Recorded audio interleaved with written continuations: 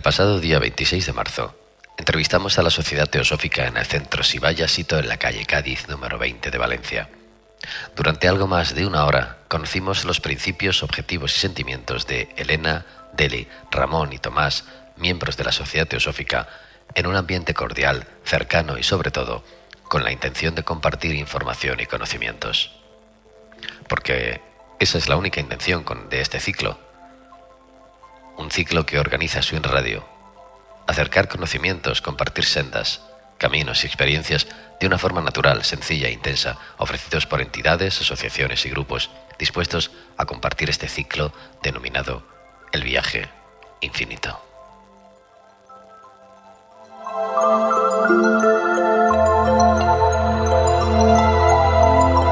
Quisimos iniciar el viaje con una ligera introducción al universo de la teosofía, una introducción que nos sirviera para abrir la puerta a las intervenciones de los miembros de la mesa y comenzar así nuestra andadura, para que a partir de ahí el camino estuviese preparado. Y esta fue nuestra introducción.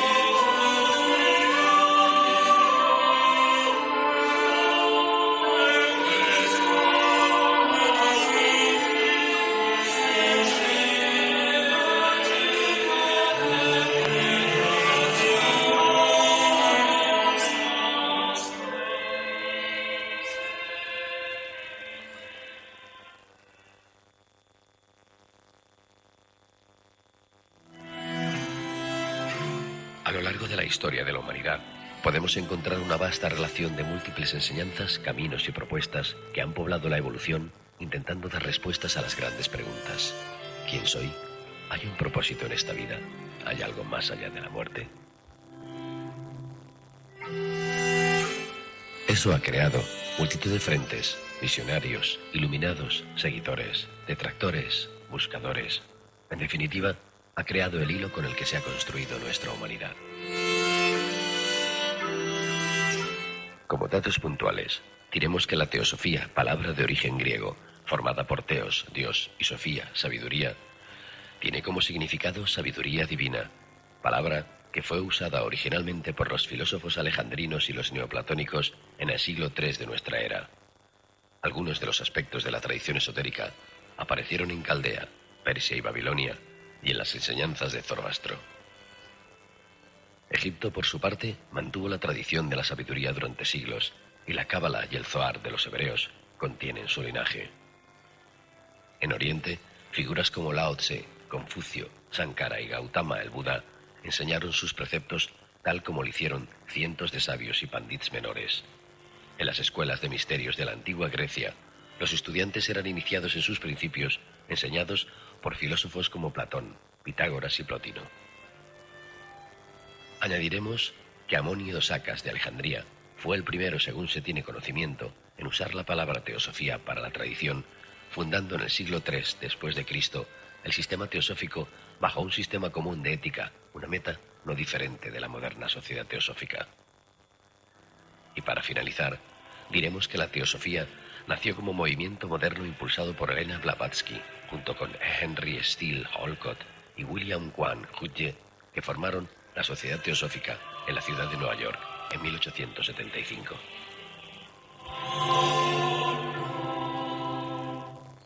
Pero nuestra intención hoy aquí, con el tema que hoy nos ocupa, la teosofía, no es únicamente plasmar fechas o personas concretas. Hoy día hay suficiente información a través de diversos medios, tanto como para encontrar datos exactos como datos confusos.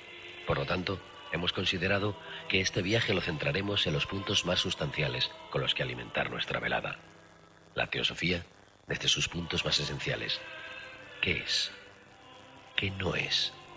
¿Cuáles son sus objetivos? Y sobre todo, buscamos la experiencia más personal, más íntima, más real, la que ha influido en aquellas personas que han bebido y siguen bebiendo de sus fuentes, como para acaso transformar sus vidas en pos de un camino que les defina realmente.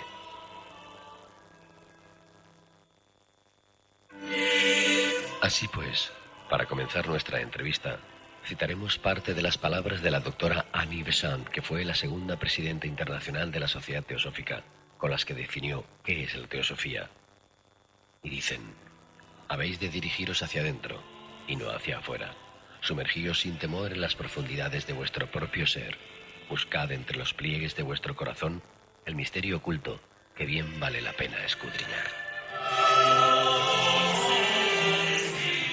Con ellas, iniciamos nuestro viaje proponiéndoos un primer objetivo: sumergirnos sin temor alguno en las profundidades de las palabras y opiniones de nuestros invitados, los miembros de la Sociedad Teosófica, preguntándoles cómo surge, cuál ha sido su evolución hasta nuestros días y cómo es actualmente.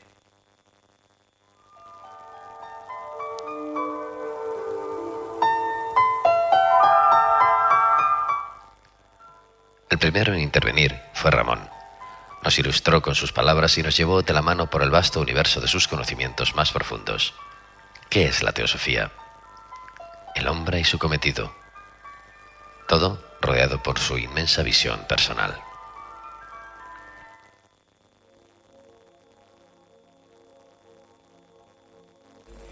Como han visto ustedes desde los tiempos de la Biblioteca de Alejandría y desde la evolución de los grandes filósofos helénicos o griegos, salen los grandes pensadores y crean una síntesis, un núcleo de saber, sacando grandes resúmenes de todas las religiones que haya y por haber. Los grandes hombres como Pitágoras, Clemente de Alejandría y Amonio Sacas se sintetizan en una línea que es la sabiduría arcaica o el legado de Hermes Trismegisto, un gran sacerdote que aconteció en la época de los grandes faraones. Y este gran hombre lo primero que hizo es bajar las leyes del cosmos para que el hombre no anduviera perdido. Las religiones oficiales echaron un manto de oscurantismo sobre el pueblo, y cuando el pueblo preguntaba mucho, le decían: hijo mío, no indagues en los misterios de Dios. Pero el pueblo, a través de muchas décadas, ha ido ilustrándose y ha querido saber de dónde viene, qué es lo que hace y hacia dónde va su proyección. Y solo los grandes filósofos helénicos, alejandrinos, tibetanos e indios de la India han dado una respuesta clara y concreta. Entonces vemos que ¿qué es la teosofía? La teosofía es un síntesis, un conocimiento profundo del ser y del existir.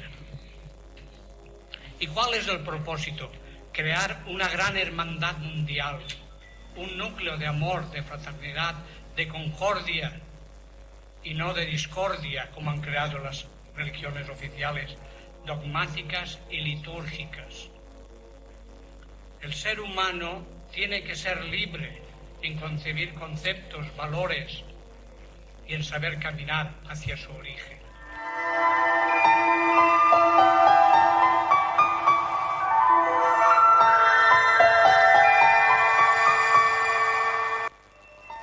Tras Ramón, Elena nos ofreció una pincelada de los inicios y su evolución hasta nuestros días. Sus palabras estuvieron salpimentadas con algunos datos acerca de cómo está formada y cómo puede acercarse cada persona hasta la teosofía. Desde 1875, que lo ha dicho previamente el vídeo, que fue cuando Madame Blavatsky y el coronel Olcott fundaron en Nueva York la Sociedad Teosófica. La sede de la sociedad posteriormente pasó de Nueva York a Diyar, la India, donde está ahora actualmente. La Sociedad Teosófica ahora mismo tiene un alcance mundial, está presente en unos 60 países, está organizada por secciones nacionales que se suelen llamar ramas.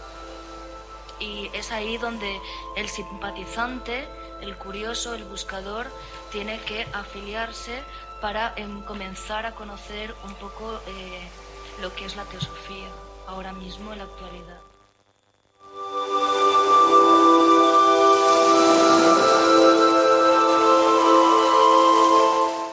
Deli, por su parte, nos ofreció su visión personal, esa visión que se basaba en cómo encontrar la línea, el camino, la armonía para entender mejor lo que es la teosofía.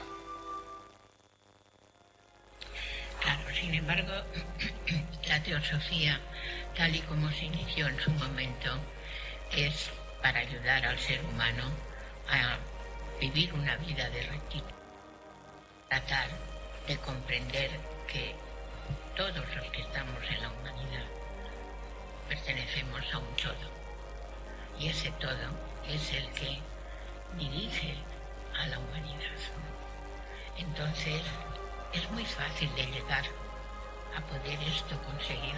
Lo que pasa es que es difícil de mantener, pero es una línea de rectitud, es una línea de buen hacer, de buen sentir, de buen pensar.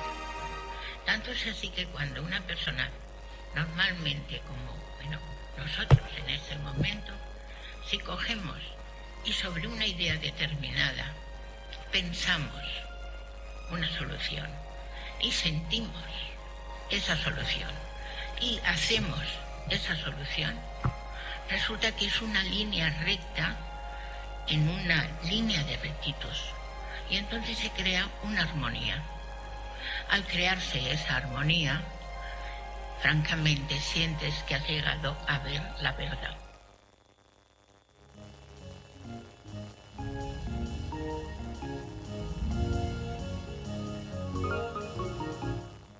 Tras Deli, necesitábamos saber más, y para eso aún nos quedaban las palabras de otro miembro de la mesa, Tomás. Su intervención nació tras exponerle estas líneas. Este cuerpo de enseñanzas no se expone para ser aceptado en base a un credo o autoridad alguna. Es una exposición de los hechos de la existencia tal y como han sido descubiertos y comprobados por incontables generaciones de estudiantes. Estas doctrinas se exponen delante del investigador como hipótesis, hasta que él desarrolle en sí mismo el poder de investigar su veracidad y de unirse a las filas de los conocedores. Las palabras de Tomás fueron contundentes y directas. Bueno, mi experiencia personal, yo siempre he sido un buscador de la verdad.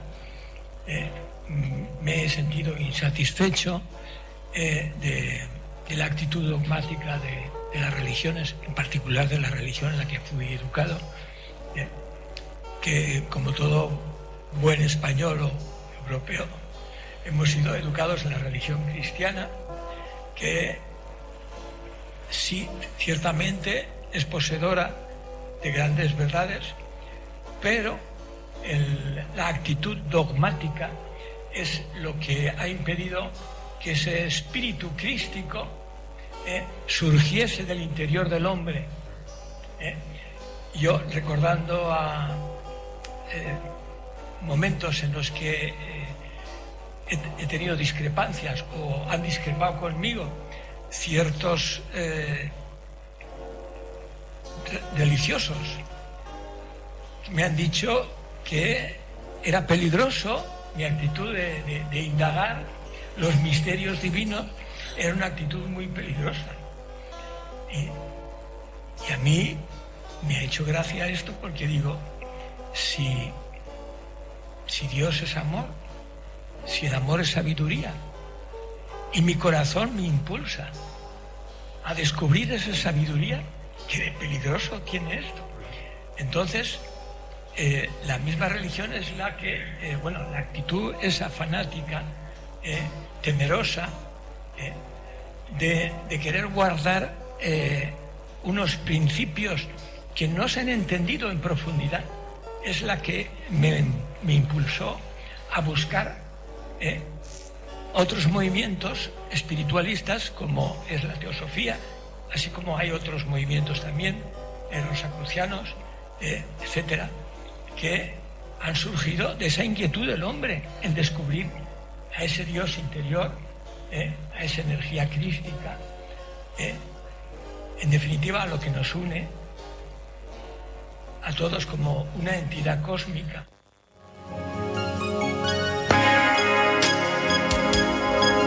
Tras las intervenciones de todos los miembros, continuamos con el viaje, necesitando saber qué líneas mueven la teosofía. Y la primera que pusimos sobre la mesa fue la siguiente: toda la existencia es una unidad. Todas las unidades, aparentemente separadas, forman parte de un tono único. Aquí intervinieron Ramón, Tomás y Elena.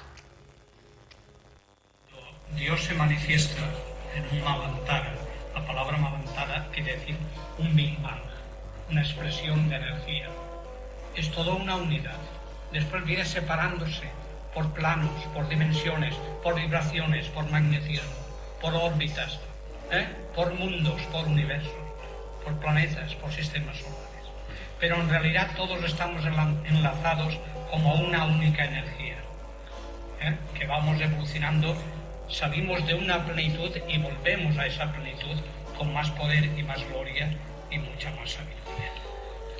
Sí, bueno, ¿quieres añadir? Y yo quería añadir que sí, que la meta, si es que hay alguna meta, es llegar a esa unidad cósmica. Pero aquí la trampa mental en la que esta humanidad está metida es el ego. El ego es una entidad virtual que creamos en nuestra mente y que nos hace creer que estamos separados. Porque el ego es potencialmente, es una entidad virtual necesaria porque gracias a él hemos podido desarrollar el intelecto. Pero la trampa está en identificarse con ese personaje. Y esa es la trampa en la que está metida la humanidad entera. Sí, bueno, en la teosofía sí que creemos que todo forma parte del todo, que todo es una unidad, igual que las células de nuestro cuerpo al final constituyen el conjunto de nuestro cuerpo, igual que eso, pensamos, por ejemplo, que cada ser humano podría ser la célula de este planeta y así hasta llegar al conjunto de Dios, que es la unidad de todo. El universo sería la parte más visible de ese Dios, ese cosmos organizado del que estamos hablando. Simplemente eso. Hay un intelectual, Salvador Paniker, que lo que dice es que deberíamos pasar la mitad de nuestra vida acrecentando ese ego, porque es necesario para tener una serie de creencias fundadas, para un poco creer en nosotros mismos, es decir, para desarrollarnos en la vida, pero que el resto de la vida, la segunda mitad de nuestra vida, nuestra única misión es deshacernos del ego que ya hemos tenido, ¿no?, anteriormente.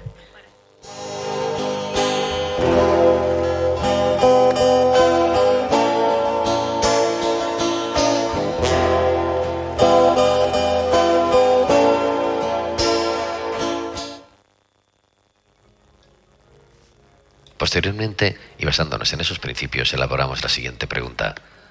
Toda la existencia está gobernada por leyes invariables y estas leyes se aplican tanto como a la parte visible como invisible de la naturaleza, al universo y al hombre. Deli se encargó de aclararnos este punto exponiéndonos con claridad su opinión. Es así. Lo que ocurre es que hay que saber el concepto exacto de lo que es la materia y lo que es el espíritu. Y la materia en sí no deja de ser el ser humano por fuera, como se ve. Pero no es así. No eres lo que tú crees que eres cuando te miras. Tú eres lo que está en tu interior de tu ser. Y tu ser te dice en todo momento, cuando no obras con la rectitud que tienes que obrar, te dice que no está bien. Y sabes que te has confundido.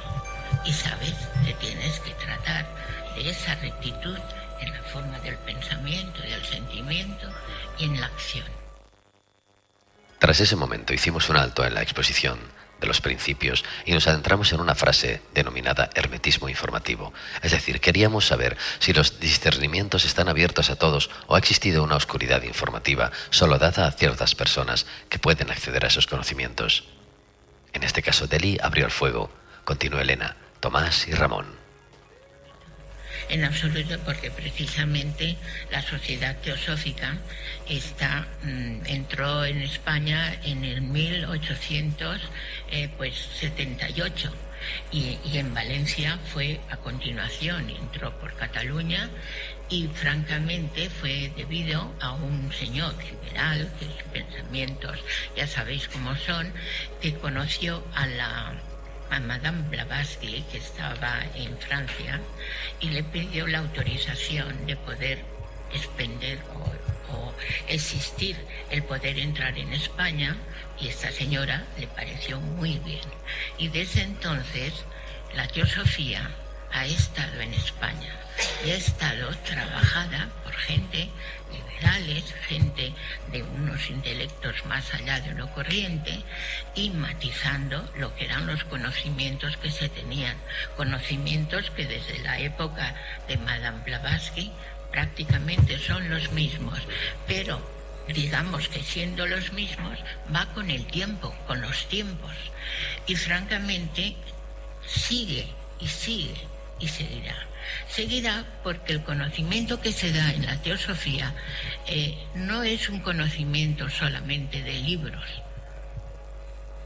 sino es un conocimiento que va más allá de lo que se puede leer, siempre que lo que se lea se trate de estudiarlo, se trate de poder llegar a la transformación que te hace de la materia al espíritu. Y entonces es cuando verdaderamente el ser se encuentra en un momento que dice, pues yo soy, y sin embargo, no, oye, no eres. Lo que crees que eres, no lo eres. ¿Y por qué no lo eres? Porque tu ser interno es espíritu y tiene otra calidad de vida, de conocimiento. Sí, bueno, la sociedad teosófica en verdad, ese secretismo del que se ha hablado es más un secretismo desde el principio de los tiempos, porque es cierto que el pueblo pues a lo mejor no tenía la preparación adecuada y también por una forma de salvaguardar pues toda esa sabiduría divina, ¿no? Ahora en la actualidad en la sociedad teosófica los miembros son de todas las religiones, de todas las enseñanzas y creencias, y el único requisito imprescindible es que sean buscadores de la verdad.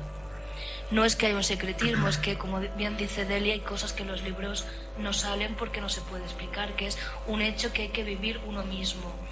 Lo que son los libros pues están al alcance de todos.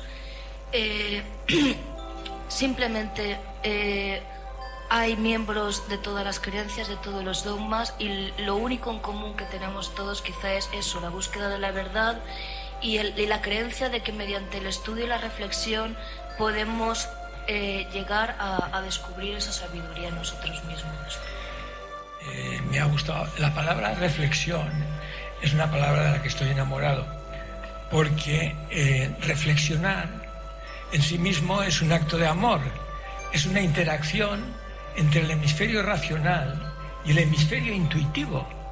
Hasta ahora ha predominado la razón, y grandes filósofos de la historia ya en sus enseñanzas nos decían que no hay más razón que la razón de amar. Por lo tanto, el corazón tiene razones que nuestro raciocinio no entiende. Entonces yo quiero hacer hincapié en que la humanidad ahora está en un momento de búsqueda interior, que se siente insatisfecha, que no le ha hecho feliz ninguna creencia, porque las creencias están en la parte de la mente. Entonces el hombre quiere ser feliz y esa felicidad le impulsa a buscar por diversos caminos, y ahora muchos han encontrado ese camino interiormente. yo creo que es por ahí por donde el hombre encontrará lo que realmente es. Yo tengo que decir que todo el universo es energía. Desde una mesa, un trozo de hierro, un trozo de carne, todo es energía en diferentes grados de vibración. Y el hombre es energía y conciencia a través de todas las expresiones vivas que hay en el cosmos. Entonces, cuando la teosofía nos afirma todo eso, nos demuestra que unifica la ciencia sideral, la ciencia cuántica, el análisis de la religión y el análisis de la filosofía. Entonces nos sintetiza y nos aclara que el hombre tiene que trabajar internamente porque es energía, y en arreglo como actúe con su energía creará una osmosis de creación o de destrucción en sí mismo. O sea que el hombre llega a ser lo que él quiere ser. Si quiere degenerarse, se degenera. Si se quiere autoconstruirse, evolucionar y potenciarse, el hombre tiene un potencial energético inmenso. Puede trascender el campo humano y entrar en el campo angélico.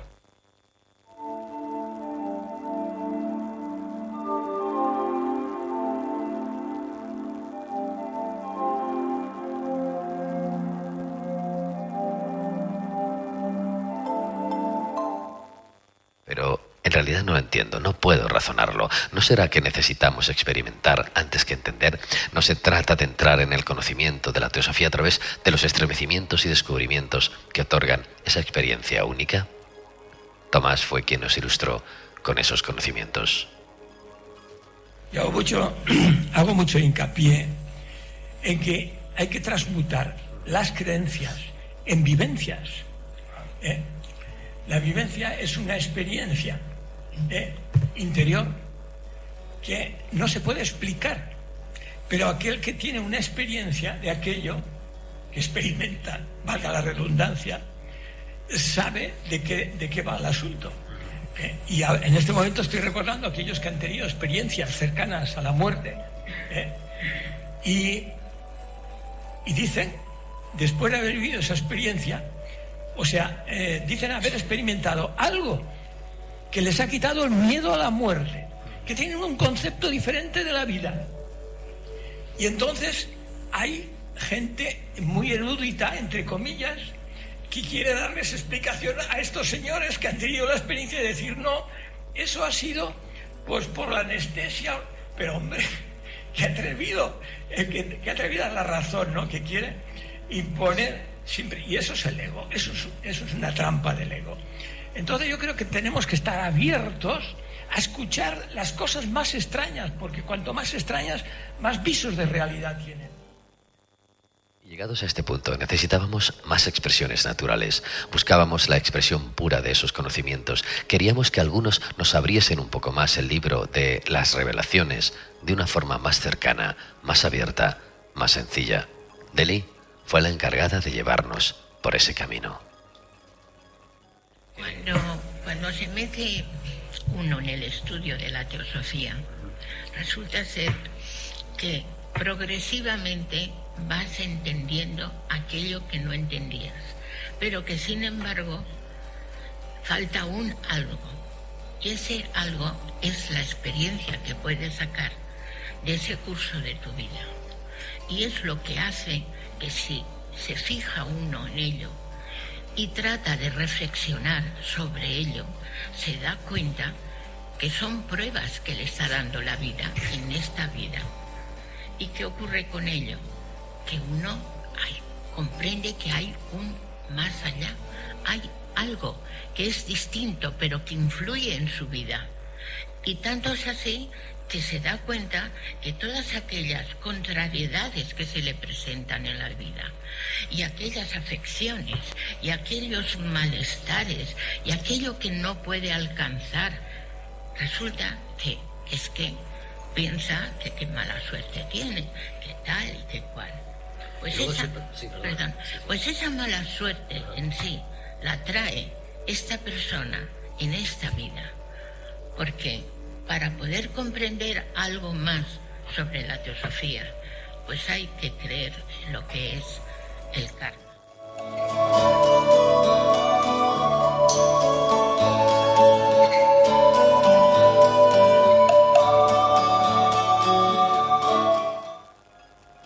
Pero necesito que mis emociones perciban, experimenten, alcancen a entender las palabras que encierran los conocimientos. No basta con hablar ni con expresar sabidurías. ¿Cómo llegamos a esa comprensión? De nuevo, Delhi nos ilustró con sus palabras. En verdad es que esa persona no está a la altura evolutiva de lo que necesita para poder comprender toda esa incomprensión que en general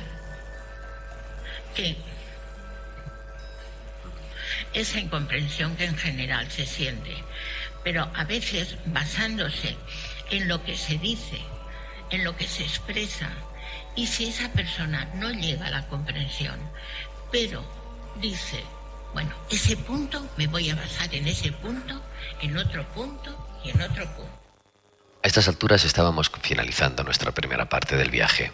Lo caminado y lo compartido necesitaban una aclaración sencilla y clara de la exposición de la teosofía antes de seguir viajando.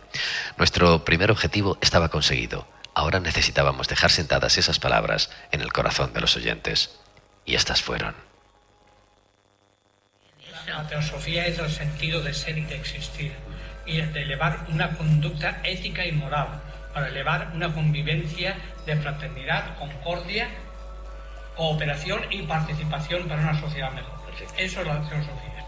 ¿Nosotros? Bueno, principalmente la teosofía es lo que ha dicho Ramón, que es amor a la sabiduría, pero la sabiduría se experimenta con el corazón. Claro. Y si uno no madura su corazón, no puede alcanzar esa frecuencia vital que se necesita emocionalmente para entenderlo. Sí, bueno, a mí lo que más me llama la atención de la teosofía es que primero pretende conseguir una fraternidad universal, ¿no? Y lo segundo es que a nivel personal pretendes trascender el ego. Esa es la historia. Al final, el nombre que se le da a la teosofía, bueno, es el nombre que le puso Blavatsky a una serie de enseñanzas de hace ya muchísimos siglos, y ya está.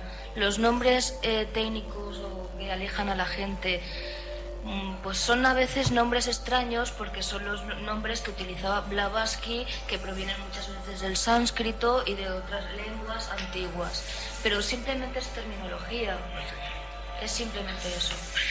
Mira, en sí es el ser humano el que en verdad tropieza con lo que no comprende, quisiera saber más para ver qué es la evolución que este ser humano, con los principios de rectitud, de pensamiento, sentimiento y acción, pues va a ir consiguiendo. Y entonces, al ir consiguiéndolo, ¿qué pasa? Que aquello que no comprendía, empieza a comprenderlo. Y si además convive con otras personas, las cuales les pasan un montón de pruebas, muertes, nacimientos, necesidades, esto, lo otro, y nadie se explica por qué esa persona tiene tan mala suerte y tú pues la tienes regular y el otro la tiene muy bien, ¿a qué es debido? ¿Por qué?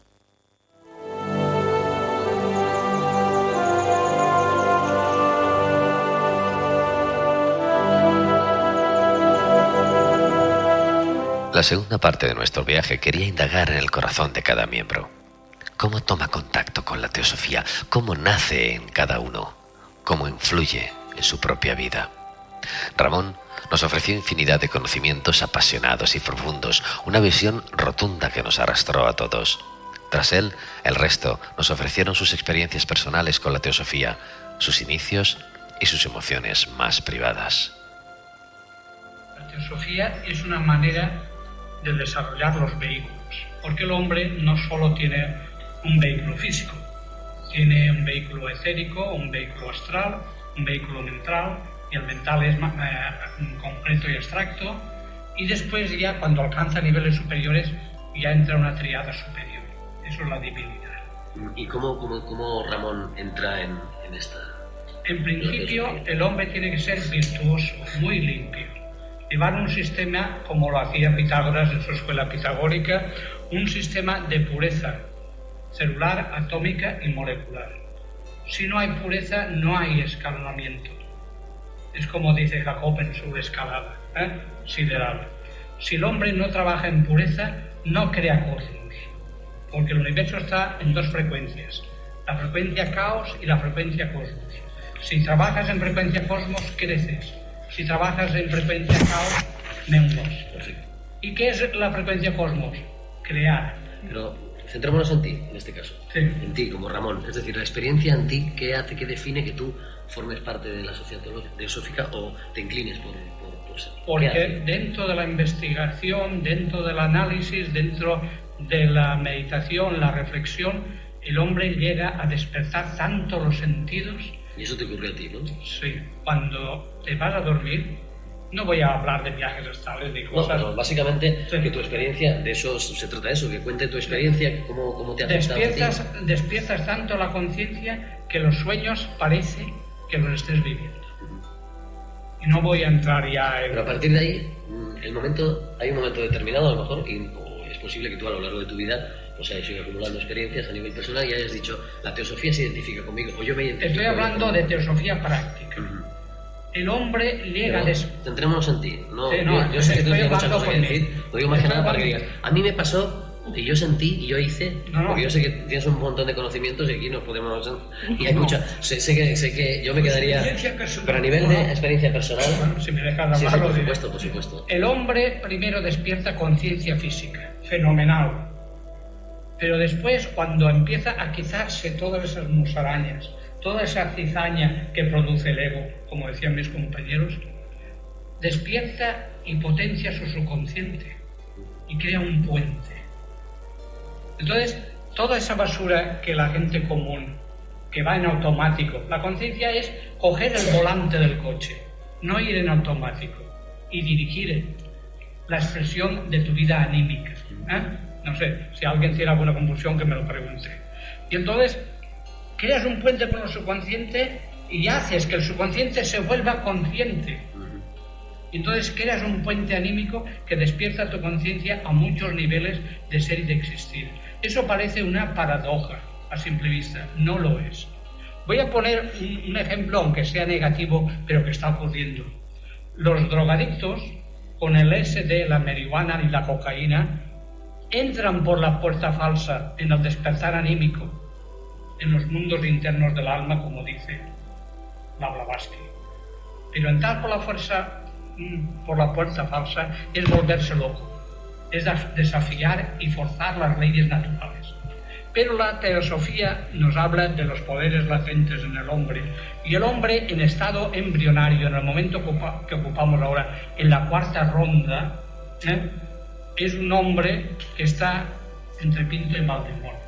Aún no se autodomina, no controla ni el cuerpo físico, porque el 90% de la humanidad, aunque sea un poco problemático decirlo, no domina sus vicios. El hombre tiene que dominar los vicios mentales, los emocionales y los físicos. Y a partir de ahí puede trabajar con su propia energía, porque el hombre es un dios en estado embrionario. A nivel personal, a mí me motivó muchísimo salir de esa actitud dogmática y experimentar en estos grupos, porque yo tampoco quiero definirme estrictamente teosófico. Yo soy un buscador. Yo estoy también en el grupo de los Rosacruces y a mí me encantan también esta gente con una mente tan abierta. Y esa apertura de mente es lo que a mí me motivó para ingresar en este grupo. O sea que yo he partido de un sentimiento dogmático que se me imponía casi. Tú tienes que creer que el Padre, el Hijo y el Espíritu Santo son tres personas y son una misma persona, y